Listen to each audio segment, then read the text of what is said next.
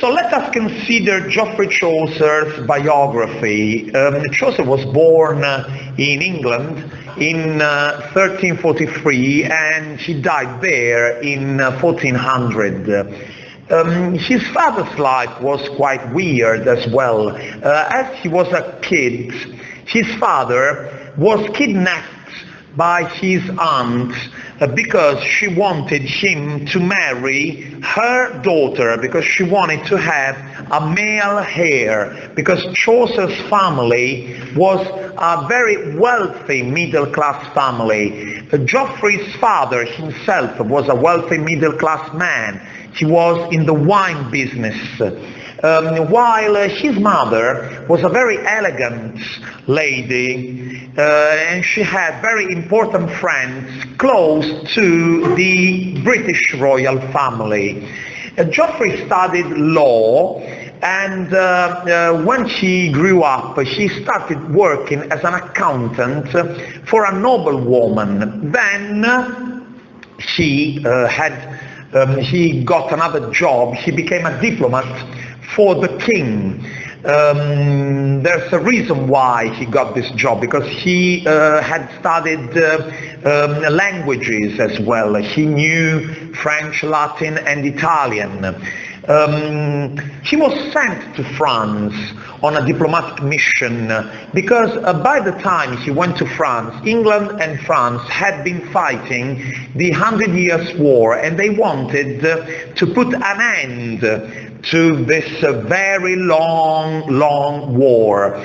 The pact was that the English king Richard I was to marry the French king's daughter.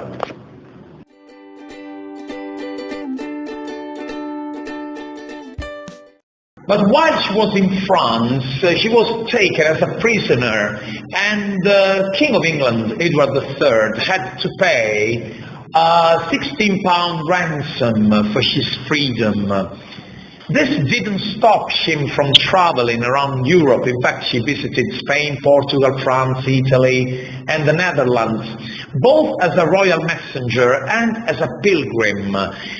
This is going to inspire him for the Canterbury Tales, where Geoffrey Chaucer himself is one of the 30 pilgrims going from London to Canterbury. Then he got married and had 3 kids. He stayed in Italy for 10 years, first in Genoa for commercial reasons, and then in Milan for military reasons. Once he went back to England, he became the inspector of the London dock. Then he was elected as a member of Parliament. He became an MP, and he was elected in the county of Kent. Then his wife died, and his downfall started. He lost his powerful friends and got into economic trouble. He died in London on October the 25th, 1400. He is now buried at Westminster Abbey in the famous Poets' Corner.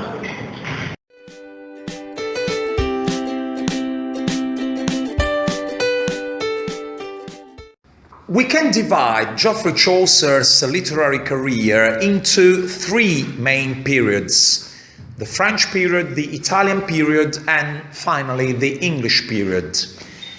He started writing while he was in France. So the first works written by Geoffrey Chaucer were written during his French period, and they were inspired by the courtly love poetry. First, he translated the Roman de la Rose, which is the most perfect and well-known example of allegorical poem. Then he himself wrote an allegorical poem, which is the Book of the Duchess. When he moved to Italy and met Dante's, Petrarch's and Boccaccio's literary production, he kept on writing allegorical poems such as the House of Fame, which is a dreamlike journey set in two temples, the Temple of Love, the Temple of Venus, and the Temple of Fame.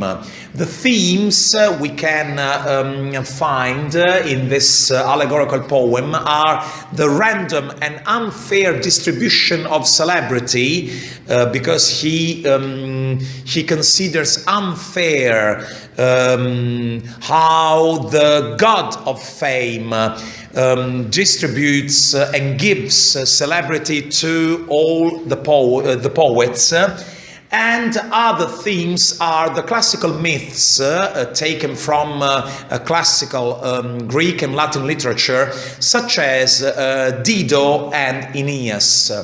Another allegorical poem of this period is the Parliament of Fowls. What are fowls? Fowls are birds. They gather together to help a noble lady to decide which man she has to marry. There are three men who are proposing to her, and she has to decide what to do. The allegorical poem is set on a Valentine's Day, so the main theme is love. Another theme is loyalty, because there are some birds who suggest the lady to be a loyal wife, and others who tell her that it's not important to actually be honest to one's husband, and that she can have as many love affairs as she likes. But by far the most important literary work written during the Italian period is the non-allegorical poem Troilus and Cresside, based on the story of the unhappy love of the Trojan prince Troilus. The sources of inspiration for Geoffrey Chaucer in this case are Giovanni Boccaccio and his Filostrato, another story about an unhappy love, and Boethius' De Consolatione Philosophiae.